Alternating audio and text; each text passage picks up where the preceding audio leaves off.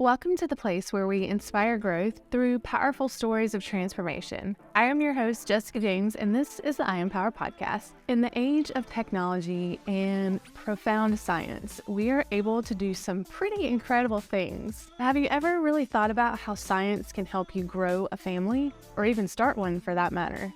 If you've ever struggled with infertility or know someone who has, then you probably know how taxing this can be. This week we are talking to an incredible woman who was so generous to lend over her womb and help give the gift of life to a family who was struggling to conceive. Listen in as Brittany walks us through her journey of surrogacy. Brittany, thank you so much for being on with me today. I'm really excited to talk to you and hear more about your story.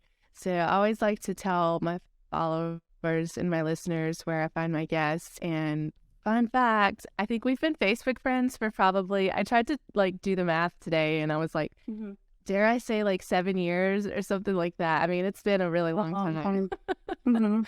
And you made a post, it's probably been about a month or so ago, talking about surrogacy and how you were a surrogate mother. And I was like, what? I did not even know this. And I was like, okay, I have to have you on. This is something that's always interested me. And then there are a lot of people out there that say, what can I do to help other people? And tell me what made you decide to do this. Was this before your children that you have now? I want to know all the details. Okay. So you cannot become a surrogate before you have your own children. Okay. So that's one of the rules. There's actually several rules, but one of the rules is that you have to be done having your own family because IVF can cause infertility. And going through the process of being a surrogate can cause infertility. There's a lot of drugs involved. There's a lot of intervention. Pregnancy in and of itself is actually, pretty dangerous. I know our bodies are made to do it, but there's still quite a bit of women that die every year. I don't know the statistic, but there is still a chance for loss of life. When you are a surrogate, you get an increased policy placed for you for life insurance because they know it's a risk. And I've personally known 2 moms that have died being a surrogate and after the deliveries. So if there is a chance, there's a risk involved with being a surrogate. And so you have to be done having your own babies because they don't want to take the chance that during one of the procedures, your uterus could be damaged or you could lose your uterus after pregnancy, after delivering, or complications after delivering. And so because of that, you have to be done having your own family and your own children because they don't want you to want to have more children, right? And then not be able to because you did it for someone else. So, and of course, there are surrogates that change their mind. I've encountered a few. I'm in a few surrogate groups on Facebook, and I've been in them for 7-8 years. And so there are some surrogates that change their mind afterwards, and they're able to have their own. But I have read some surrogates that were surrogates and then decided they wanted another. Maybe they had a divorce, maybe they lost their husband, they decided to have their baby. And then they couldn't, so they themselves had to either go through IVF or had to hire a surrogate to be a surrogate for them. So there's lots of interesting stories out there. But okay, rounding all that too, I wanted to do it because I felt like pregnancy was fairly easy for me. I didn't really get sick. I threw up once between both of my children's pregnancies. I have 2 children, 9 and 11, and it was only once that I ever got sick. I had a little bit of nausea, but I wasn't really sick. I had full-term labor or full-term pregnancies. I went to 40 weeks with both children. Both I had to be induced because I didn't go into labor on my own. No complications. I was fairly young still when I was done having my children. I think I was 27 when I was done with both my kiddos. And so the desire there's a desire for surrogates to be under the age of 30. Now that's kind of changed a little with the times because the need for surrogates is so great. So, but at the time, being under 30 was very desirable to have a surrogate. And so I was done having children, and my husband's cousin, who lives in California and who I'm close to, she I saw with having struggles and really wanted to start a family, and she couldn't. So offhandedly, we were chatting, and she was talking about how they might need a surrogate, and And I was like, well, I could do it for you. And it was kind of like an offhand, like, comment. Yeah. And she was like, that's really sweet. We'll think about that, let you know. I remember when she hosted one of my baby showers for my son, my oldest. And I remember her saying, like, this is really hard for me. Like, I'm sorry if, like, I'm not super peppy. Like, I'm happy to host a shower, but this is really difficult for me. We really want a baby. Yeah. Can't. And money really wasn't the problem for them. She is a doctor, makes plenty, but their problem was, and the reason why they ultimately did not decide to use a surrogate is they have a problem with the creation of embryos and then not using them.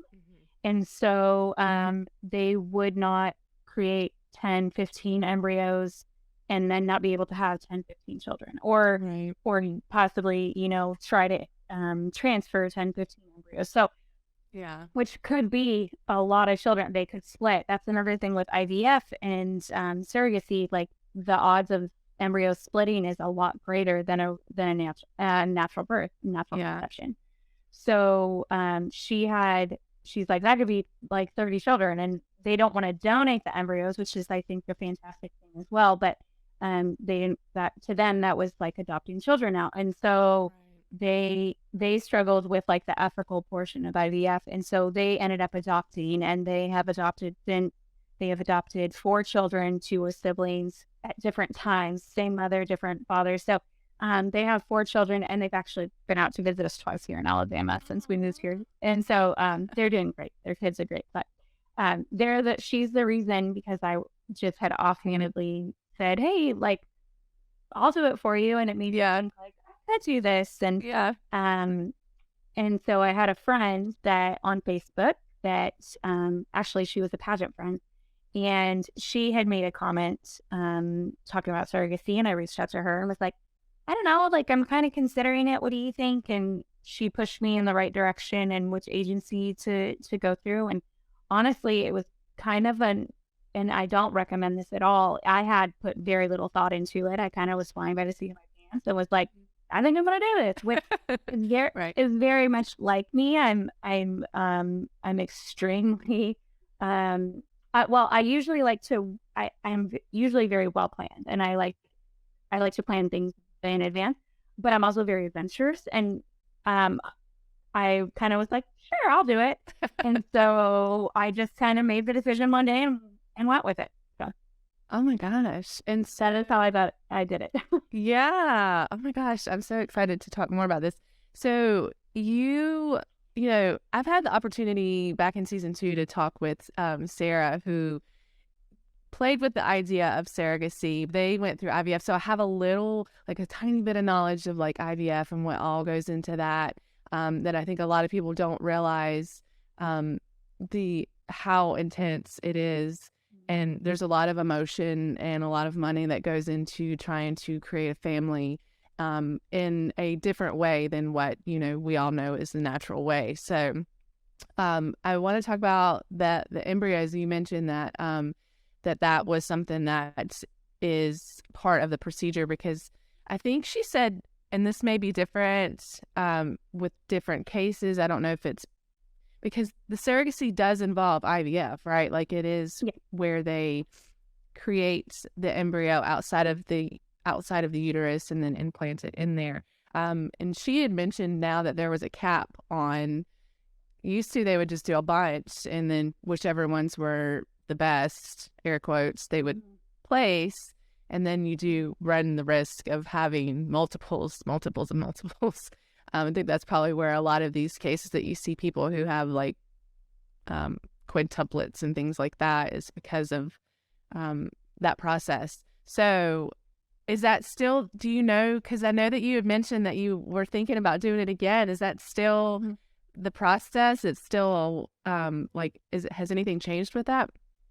I'm so glad you brought this up. Okay, it's actually considered really unethical to transfer more than 2 embryos. Yeah. And the only reason that you would transfer 2 embryos is if the family specifically wants twins, or if they have 2 PGS tested embryos, meaning, like, they've done the genetic testing, they confirm that their viability, that they're that they're good, they're solid, they have a high grade. Like there's grades and ratings for how viable they are, and how good they are.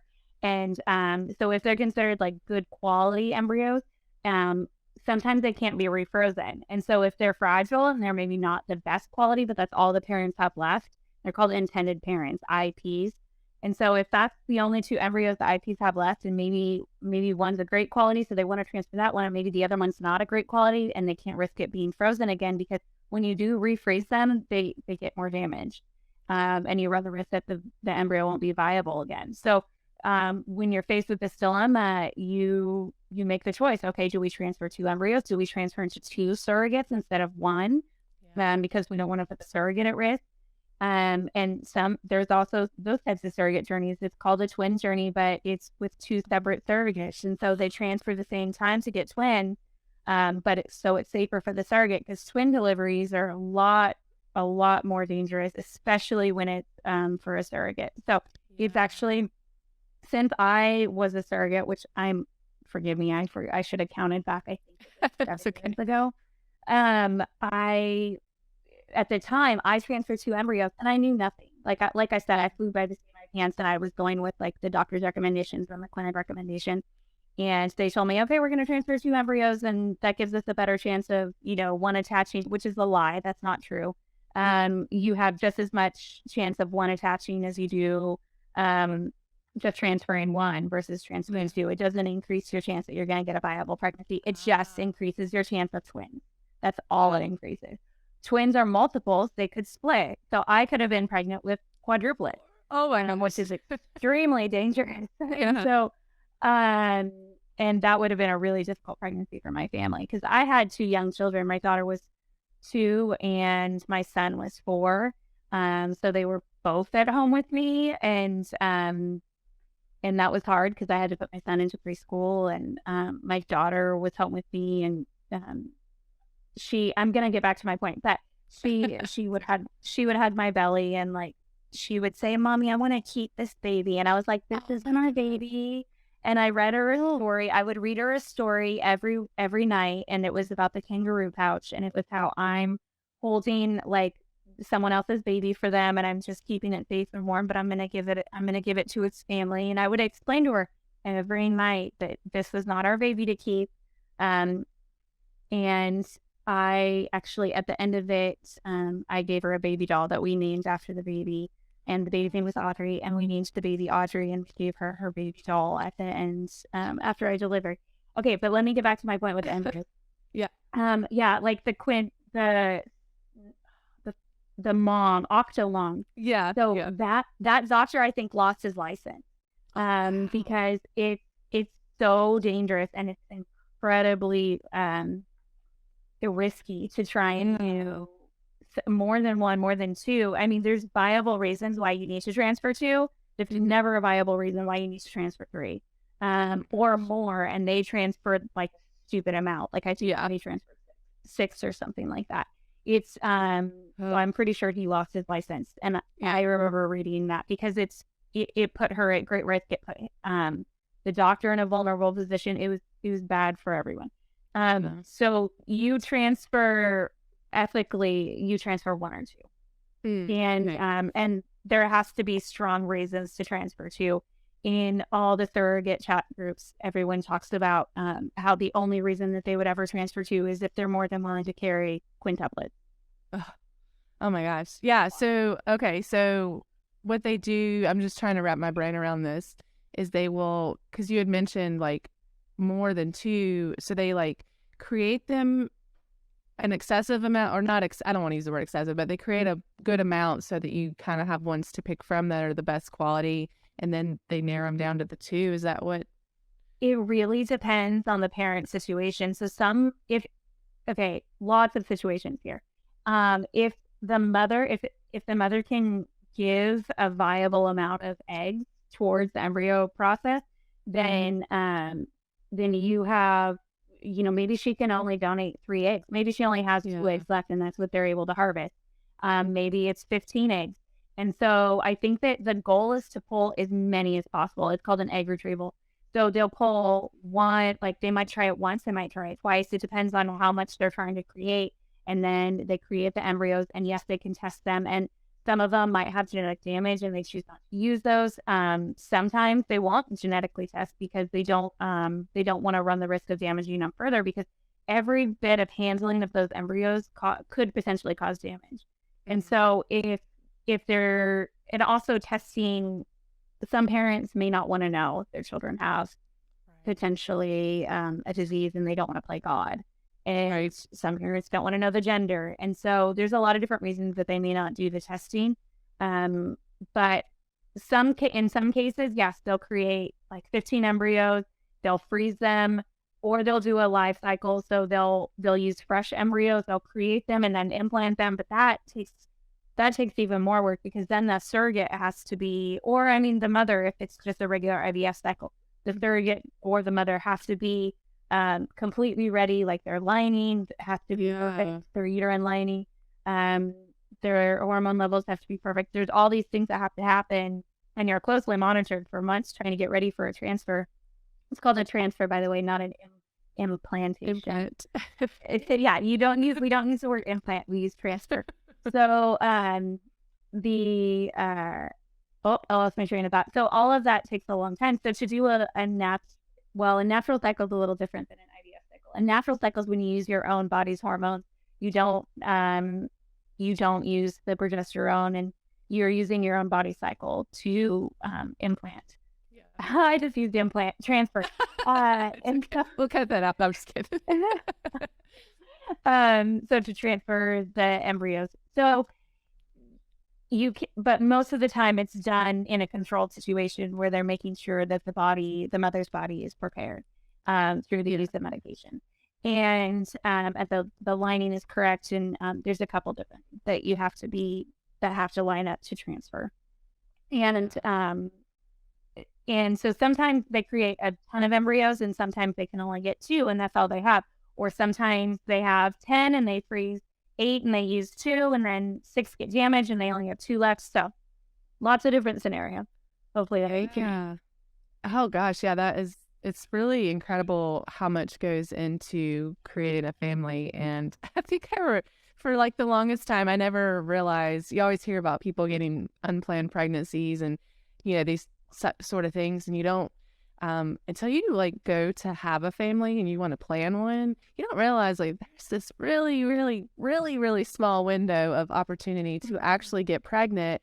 And if there's anything that disrupts that window, it can cause issues for people, being able to create a family. I know when I started planning my first, I didn't realize how very small it was. And then, of course, things change and your body changes the older that you get. And so when we were planning to have my second, I felt like it was even harder. I was like, why can I not get pregnant? Like, this is taking forever. And then, we got pregnant, and then I miscarried. And then trying to get pregnant again after that miscarriage was just, it got to the point where I just stopped trying. Anything can disrupt that cycle. It can disrupt the perfect conditions, to have a child. And so people that go through IVF or surrogacy, like, my heart goes out to them, because I know what I went through just trying to get pregnant the second time, and it takes a lot of strength. And I think we should definitely hold space for people that want to grow their families and are struggling to do that, because it is an emotional roller coaster for sure. There's so much that goes into it, and I didn't realize, and a lot of money. Yes, that's what I was going to ask you too. Hugely expensive. I think, and even adoption too, people don't realize how expensive adoption is. Just talking back from my experience with Sarah on her episode, if you guys haven't heard that episode yet, I do recommend, because it very much, it gives you a different, we're touching a bunch of different aspects of how to create families here. And she had mentioned they did, even though it was an adoption that was, I can't remember the word that she used, but she knew the person. And so it was still very expensive, and there was still a lot of process that, boxes that have to be checked off. Same thing, I'm assuming, maybe even more intensely with surrogacy. So can you tell me how that, for anyone out there that's like, I feel like I love being pregnant, but I'm done, extending my family, or maybe they just have a heart and they want to help other people. What did that look like for you? Because I thought at the beginning you were going to tell me that you did this for a friend, but I'm assuming that you didn't know this person. No. Okay, so tell me how that process went. I got in touch with an agency, and there is a list of requirements, and I should have written these down, but 'cause I'm gonna see if I remember them all. You have to be financially stable, so you can't be on any type of government assistance. You can't be on food stamps. You can't be on welfare. You can't be on the Medicaid funded insurance for your state, because you have to, because you do get paid, and you can do an altruistic surrogacy, meaning that you don't take any money from the intended parents, which I think is beautiful. But for most people, that's not reasonable. It's a year of your life, or a year and a half, or 2 years of your life that you're devoting to someone. And for most people, without financial gain, you're not going to be as willing to give up that much of your time and your family time too. You lose a lot. My clinic was 2.5 hours away from me, which is actually relatively close, but I lived in Southern California, and it was in the heart of downtown LA. So I, at 8 in the morning, had to drive to downtown LA several days a week from where I was located. And sometimes that commute was like a 4-hour drive one way. And some of that was just a blood test. So it was a huge commitment. They reimburse you for gas. They reimburse you for childcare. So I put my kids in preschool, a preschool that I trusted and I ended up working for later down the line. But I put my kids in preschool, and, that was covered. That was a covered expense. And that's still part of an altruistic surrogacy. So if you do decide to do it, not be compensated financially, they still cover things like all of your health care, all of the transfer, and all of the IVF fees. None of that falls on you, any of the medications. And then there's usually a little bit of money for like clothing if you need it. If it's been a while and you don't have any of the maternity clothing. But so you have to be financially stable, because you're going to be putting out a lot of money. You do get reimbursed, but like I said, I'm paying up front for my childcare costs. And even if my kids were older, there'd still be costs associated after school if they have to go to a babysitter. The gas, especially for me, I was in California, so gas is very expensive, and it was sometimes driving up to 6-7 hours for an appointment. So there's that, and they would reimburse you, I think, like one meal, like during the day. I can't remember. I think it was like $30 they would give you, which was easy to split up over 2 meals. Anyway, so you have to be financially stable and not on any assistance. You have to be done having your own family. You have to be under a certain age. Most of the clinics request nowadays at 35. 30 is absolutely preferable, but it's hard to find someone that young that's done having their own family. You have to have had your own children, and you have to have a child that's living in the home with you. Like you can't have had your own children and adopted them out. Or lost them to CPS. Right. You have to have your own children living in the home. So I think they want to know that you're stable, and that's another aspect. You have to be mentally stable. You have to pass that test. And there are certain flags on the test that will automatically disqualify you. I think one of them is anxiety. Another one is any past addiction. You can't, even if you're a recovering alcoholic from 10, 15 years ago, that'll automatically disqualify you.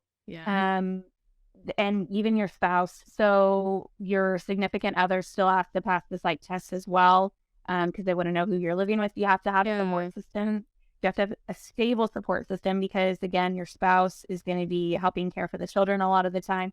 If you have a transfer, if your transfer is in a different state, a lot of surrogates are not living in the state where their clinics are, because some of the best IVF clinics in the country, which is what most of the intended parents use, because they're putting out tons of money, so they usually use the best. And the best, Los Angeles has a lot. It's very desirable to have a surrogate in California because of the laws, but which I can touch back on that later. But so the desire to have a California surrogate, which means also the IVF clinics are there in California, some of the best in the world. And so you might have to fly. So now that I live in Alabama, I could potentially have to fly to California for a transfer, and I would be away from my family. I'd be on bed rest for a couple of days. They'd put me in a hotel, and my husband would be at home with the kids. So you have to have a supportive partner. You can be a single mom and still want to do it. You just have to have a very stable support system. someone that's not going to flake on you. You can't just rely on babysitters. You need to have basically Right. family and close friends that would support you. And then I think I covered them all. So those are the main ones that are, and I mean, they're all very important.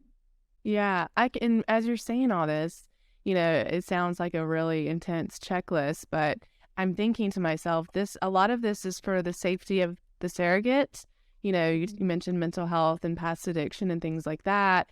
Some people might say, "Oh, well, I'm recovered, like that shouldn't affect me." But if anyone's had a difficult pregnancy, that especially that I didn't have a difficult pregnancy with my most recent child, but I definitely suffered postpartum depression, like something fierce. And so, people who already have struggles with mental health, mental illness, or addiction, which I think ties into mental illness, you could feel like you're fine, but then something could trigger that. And, it's for the safety. I would assume that it's for the safety of them, but as well as, the embryo or the baby that they would be carrying, the safety of them. So that's interesting, and that makes sense to have that stability. And, yeah, just because, you mentioned financially stable, some people might be like, well, that's not really fair if somebody wants to do this to be, helpful, but you don't realize everything that goes into it. And I didn't realize that until you're telling me all of this. And I'm like, oh yeah, that definitely makes sense. Well, you're on the hook. The surrogate's on the hook sometimes for the bill. So like if you go in, because surrogacy is almost never covered by insurance. Yeah. Meaning like, even though I'm a mother seeking care for the baby I'm carrying, if they know it's a surrogate baby, the baby's not covered and your bills are not covered. And so sometimes I was on the hook for some bills that I had to pay and I submitted for reimbursement, but I had to be financially stable to cover those bills. Yeah. They can be high. I mean, medical bills, they could several $1,000s. So. Oh my gosh. Yeah. That's crazy. And so, so you mentioned going through an agency. Did you get to meet the parents? Did you develop I didn't meet the parents until 2 days before I gave birth. Wow. They were from China. Okay. And there's a lot of foreign parents that need surrogates. It's illegal in many other countries. And so they come to the US, especially if they're wealthy. They come to the US looking for a surrogate because of our surrogacy friendly laws, especially in California. I know I mentioned that. Certain states it's illegal to be a surrogate, and meaning it doesn't not automatically disqualify you if you live in a state. I can't think of one off the top of my head that I know is illegal, but it doesn't automatically disqualify you, but you would have to move to a different state to give birth. So if you have a family member that you're close to, like I have a lot of family still in California, I could potentially live with like my in-laws or my sister-in-law after 24 weeks and give birth in California, but I would have to establish care. And that would be on me. That wouldn't be on the parents or the agency to deal with. And if I made that promise, I would have to follow through, because if I give birth in a state where it's illegal, that baby belongs to me once I give birth. And then that becomes a whole slew of a legal mess. And then the parents have to adopt the child. There's certain states, but that's the thing, where they have to adopt the child, and it's my name on the birth certificate, even though I have no genetic makeup related to this child. And so I had a fully Chinese baby. It was the mother and the father's genetic material. It's like making my eyes water up the sweat. She was adorable. When my daughter's baby doll that I mentioned earlier, I gave her, it was an American Girl bitty baby, and it was the Chinese version, and she's sweet. So little baby Audrey. So the parents were Chinese, and they had, I knew their medical history and, their struggles and their difficulties. And, there's a lot of conversation about how,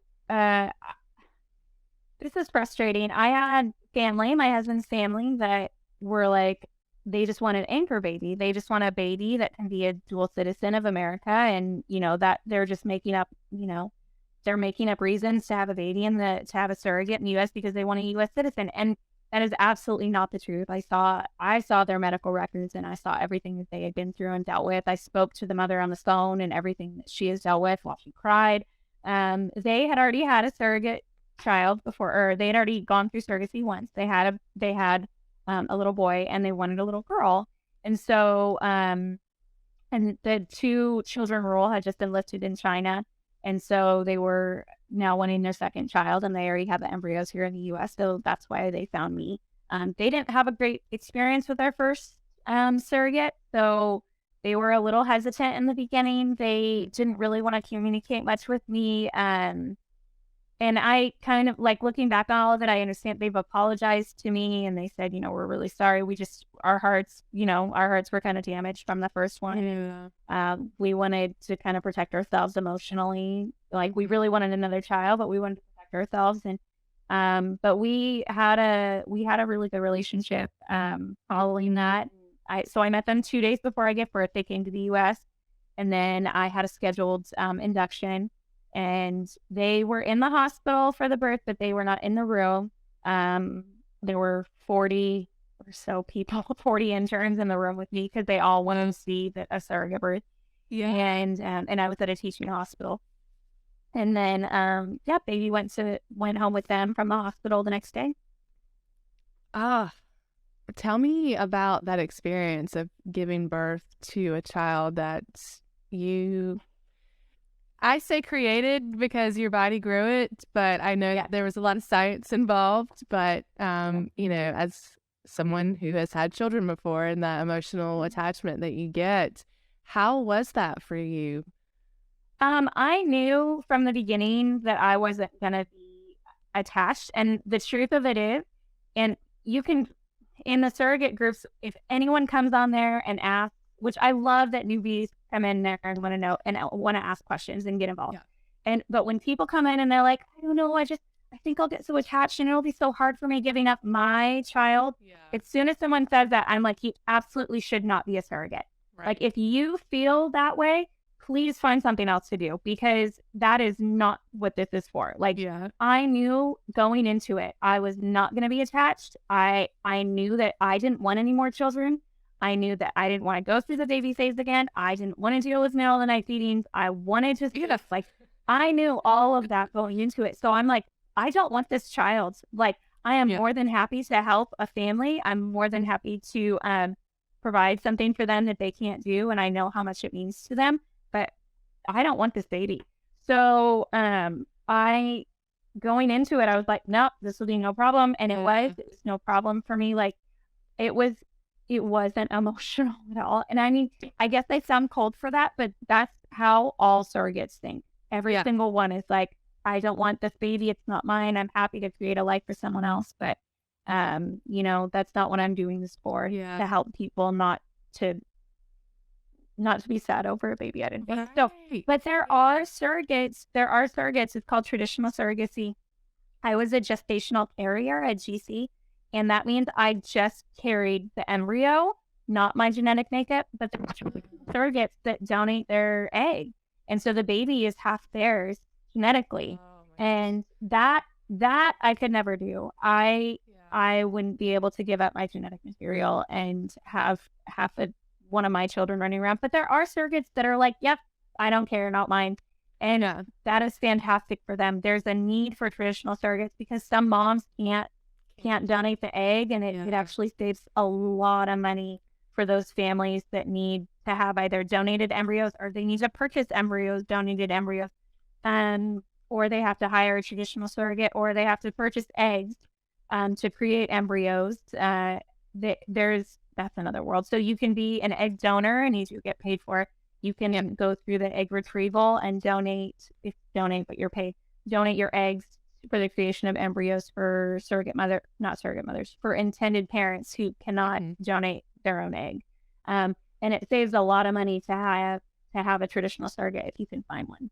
Yeah. But I looked into when I was like young, it must have been after I had my oldest that I was like, I could donate an egg and make some money. And then I looked into it. You don't have to have children for that. Yeah, you don't have to have children for that. You could be like 19 and, forgive me, but like young and stupid and be like, I'm doing my egg. I mean, men do it, right? Yeah. That's right. But it's a lot more intense for a woman to donate an egg. I was looking Surgery. into surgery. And then I think you gotta take hormone injections. You can correct me if I'm wrong. Progesterone. Yeah. I was like, no, I'm good. That's too much work for me. If I could just do something like a dude and like get it done, but they probably guys don't get paid, I don't think, for that like women do. They get paid like, I don't know. I'm guessing, but I think they get paid like under $100 for something like that. And there's like there's a huge business for it, but not as much need as like a woman, because obviously it's a lot more involved for a woman to do an egg retrieval. And egg retrievals I think can pay up to like $20,000. Yeah, I was definitely considered it when I was like young, dumb, and broke. I was like, let me look into this, and I was like, okay, no, I'm I don't like needles, and so like I was like, yeah, I don't think I can go through that. But maybe if I needed, I think everyone's different, and everyone has, the desires to do certain things, and I think that anyone that is in that field that wants to donate, to help other people create a family is just incredible. And I didn't know that there were so many different, and this is just me not putting much thought into it, the IVF that goes in. I always think of, like you said, where the woman donates her egg and then, so half of her DNA. But I feel like that you highlighted, having that mental strength and going into that. I think it's really important that when you decide to do something like this, that you mentally prepare yourself. And myself, I don't, like, I've thought about it, which I'm aging out anyways, so I don't think I'll be able to do that. But I also don't know that I mentally could handle doing something like that. They would take a lot. If you're not already mentally there anyways, then you can look at the fact that you would need to build that mental strength. I don't know what I'm trying to say, but like, going into it with the right mindset will make it not a difficult process and probably help you embrace the beautiful experience that it is. Because I can imagine that, so were you there when they got to see the baby for the first time? Did you get to experience? No, and I'm so sad. Like, that's probably one of my regrets, is that I was still delivering like the placenta, and so I was dealing with like the afterbirth, and it was actually a very difficult delivery for me, my worst I've had. Because they were coming from the US or from China, and they had just gotten there, and we had it all scheduled, and we had the induction ready to go. My body was just not ready to go into labor, and I wish I would have waited another week.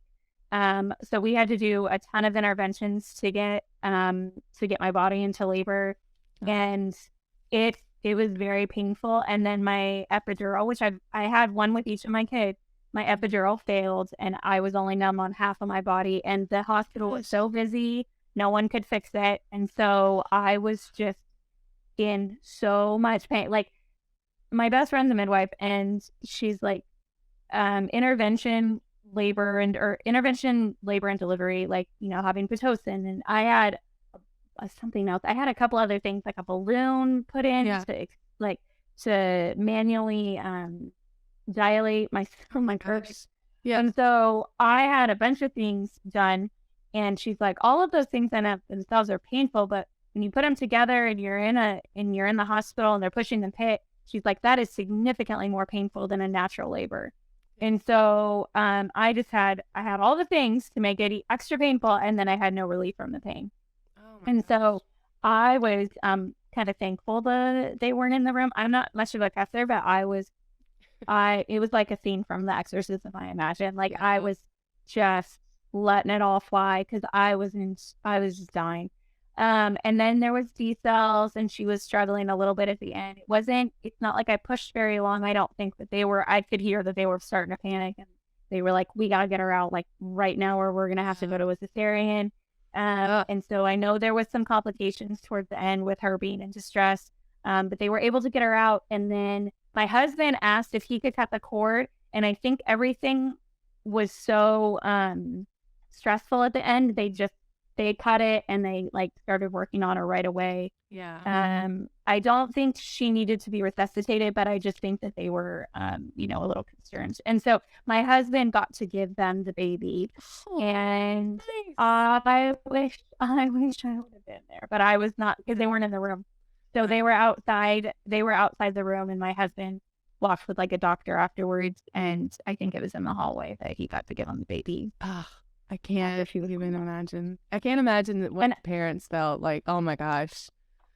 Yeah, I know she cried, and I don't think he's much of a crier, but yeah. And I did pump for them. I exclusively pumped the whole time that they were in the U.S., which was for 6 weeks. I was gonna pump for longer, but when you're exclusively pumping and not nursing at all, it's like an 8-hour job. So I was on the pump for 30 minutes, basically every 30 minutes, like every hour. So I was on the pump for 30, off the pump for 30, on the pump for 30, and I had 2 young kids. So like anywhere I went, the pump came with us. Like, yeah. And so I'm sitting in the car pumping, like, and my kids are like, let's go.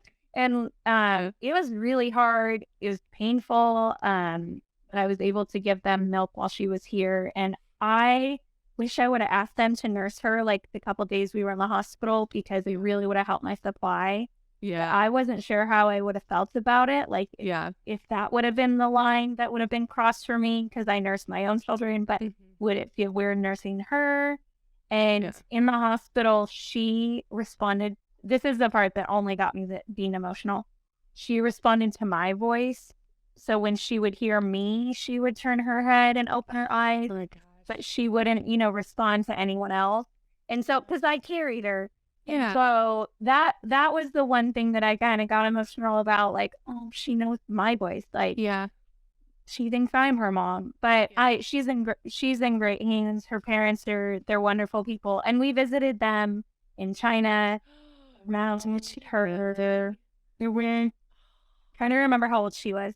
It was around her birthday, and I want to say it was around her 3rd birthday. Maybe it was her 2nd. Maybe it was her 1st. Actually, I think it might have been her 1st. I'm trying to remember. You're having fun.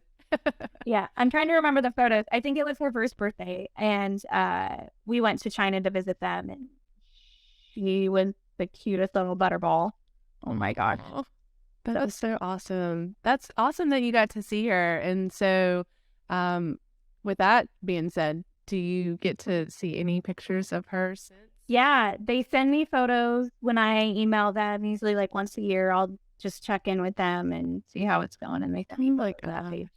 That's so beautiful. And, and I'm sure that there's probably different cases. There may be some people that don't have any communication with the family. And then, there's some light communication like what you have. I wonder if there's people that are more involved.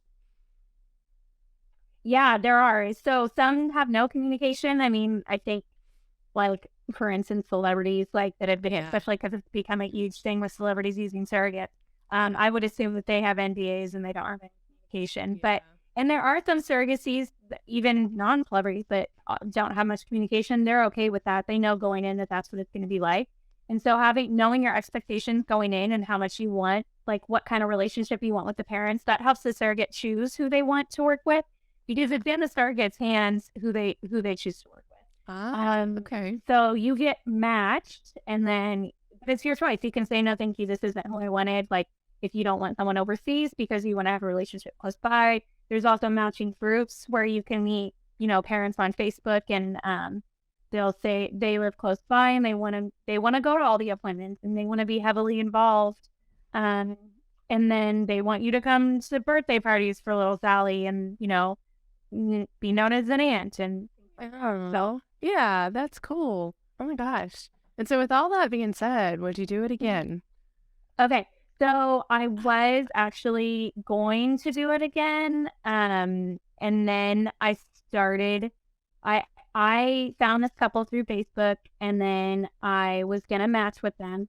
And we were in the process of doing medical clearance. So that's the very first step, is me sending all of my documents to their clinic, and then they have to review them. You mentioned earlier postpartum depression. That's an automatic disqualification, because they don't want to put you at risk of having more PTSD. But also not more PTSD, more postpartum. And so they don't want to put you in that risk unnecessarily, but also, it's just a big concern. And also being on any type of antidepressant medication, at any point, I think it's an automatic disqualification. But So we were in the process of medical clearance and getting them all of my medical records. And then I started having kind of cold feet because I was like, I think I want another baby. And so I had kept thinking, I'm like, I think I want another baby, and it wouldn't go away. Yeah. And but I wouldn't break the match because I know how hard it is to get a surrogate.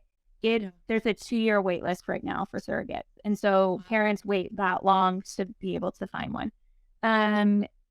Or less if you're really lucky. But I was like, I'm not going to break the match. I'm going to, stick to my word. I'm going to do this for them. And then afterwards, if I still choose, I'll become, I'll have my own baby again. So I was going to do that. And then the clinic actually just did not approve me because I had headaches with my pregnancies, which is a very, very, very common occurrence. And it didn't disqualify me the first time. It's just their clinic had been particularly picky. And it's not to say I would be disqualified as a surrogate from any clinic. It's just their clinic specifically said, I'm sorry, we can't approve her because she had headaches, which is kind of funny because I think that's like saying, oh, we can't approve you because you get nauseous. Like headaches kind of go hand in hand with pregnancy. Oh, yeah. Any kind of body ache, I would think. Jeez. So they didn't approve me. And so we broke the match. And then almost immediately after that, I broke my leg. And then I've had 7 knee surgeries to fix it. So it's been years of me having surgery. Having surgery, recovery, having surgery, recovery, having surgery, recovery. So that's why I haven't done it again. And I recently was like, oh, maybe I should do it. There's such a need. I could do it again. And I just don't know because I'm 35. So, and they do base it, by the way, also on your last birth. It's not necessarily on your age. So if you're 35 but you gave birth not long ago, they would consider you. Or if you're 37 but you gave birth 2 years ago, they would consider that possibly able to be qualified. Is there a timeline that they recommend or that they won't do it if you have a child that's 1 or so? Yeah, it's actually only 6 months. But most recommend a year. So I'm sure there's probably some clinics that will say 1 year. I know that the least is 6 months, and you have to be done breastfeeding. You can't still be breastfeeding and start the process because the hormones affiliated with breastfeeding and also the hormones that you're going to take can mess with your supply and go to baby. So there's you can't be breastfeeding. There's so much that goes into that. I do have a question. If you could say anything to anyone out there that is like, this sounds really interesting to me, like whether they're wanting to be a surrogate or they're looking for a surrogate, would you have any advice to give to them? Yeah, I mean, I have advice for both. But so if you're looking to become a surrogate, a lot of people are like, that's a lot of money. Like you can get paid quite a bit of money. I think the bottom range is like $30,000, and it can go up considerably depending on which agency that you choose to work with. Absolutely, it's money to make and it's great, but you could potentially be in the hospital for 6 months, on bed rest, and the life of that baby is very important. It's, I would say it's just as important as your life, unfortunately. So, if you're considering doing it, just know that the baby that you're carrying is extremely important. It's everything to those parents that are paying for it. And you have to really consider their needs before yours most of the time, which is why you're being paid. So those parents have gone through hell and back trying to, create a baby, and you're sometimes their last hope. And there's heartbreaking stories every day about, intended parents that have paid over $100,000 to try and have a baby and still haven't been able to even get one. And so if you're their last hope and you finally have a child for them and you're carrying that baby, you can't be selfish at all. Every thought needs to go towards, taking care of that child that you're carrying just as much as your own, the care that you give for your own children. So you really have to consider your entire diet. They might have strict diet regulations for you. Maybe they want you to eat organic. Maybe they want you to have the COVID vaccine.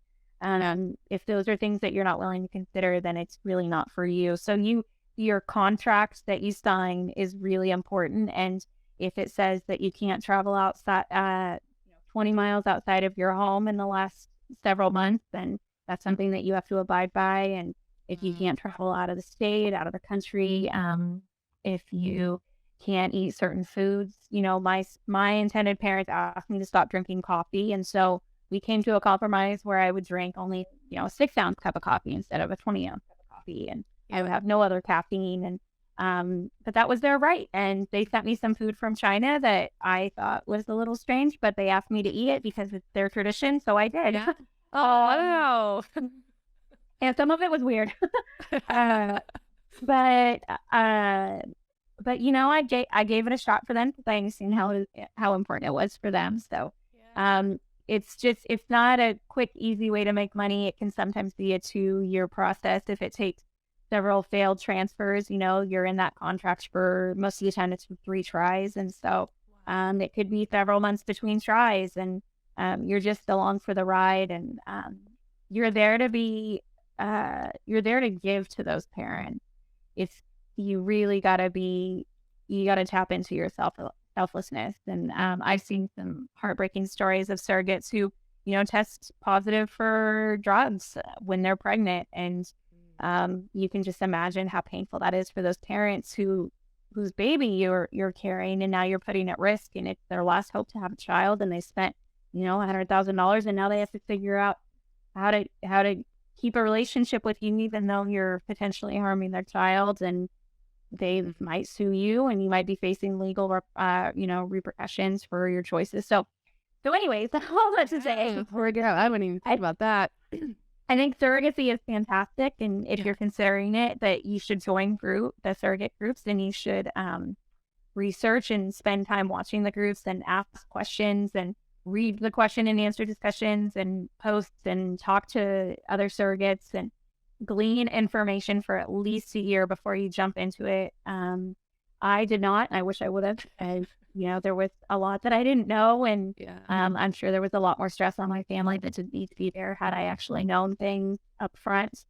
And then for any parents that are considering hiring I think the biggest thing is it's very expensive. It's at least $100,000. I've read upwards of $200,000 if you have to go through several failed transfers and the creation of embryos. And a lot of people take out second mortgages. They take out IVF loans. They take out new credit cards. They sell things. They ask family members. Oh my gosh! Yeah. If the amount of money that they invest to have a baby is incredible, and it can be a heartbreaking journey that they're already familiar with. If they're here, and they have to deal with a lot from the surrogate. They're putting their full trust into that surrogate. So, and sometimes they can't really be picky because they have to kind of take what they can get. So really the power is all on the surrogate. So that's why I really encourage those that are considering it. You have to be completely selfless, because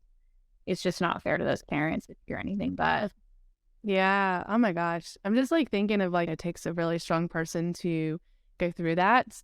But also a really strong people to, invest in that and to take that chance. So it's heartbreaking for the parents. I really feel for them and all they encounter and deal with. And I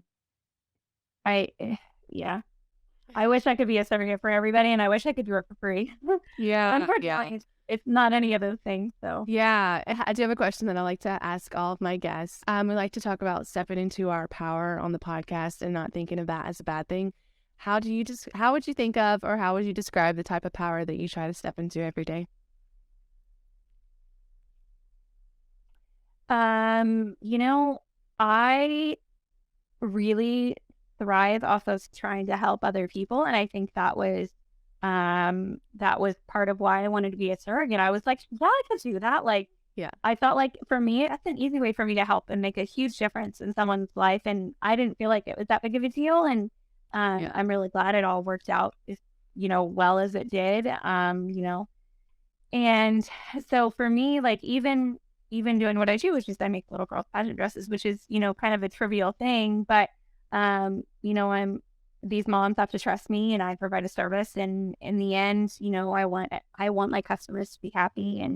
And I really do think of it like I'm helping, I'm still helping people, even if it just makes them feel secure with trusting, the person that they've hired. And um, so I always tell people, like, especially my close friends, they know I would help everyone. Like, I love to volunteer. Like, I thrive off of it. Like, at Christmas time, I'm like, where can I volunteer? Because I I love it. Like Thanksgiving, I love serving meals to the homeless. I volunteered a lot as a teenager in the homeless encampments in Southern California and San Francisco. And I don't know, I really love helping people. So for me, that is powerful because it gives me the strength to keep going, because we all have our difficulties and things that we struggle with. And our family itself has a lot of difficulties and struggles. And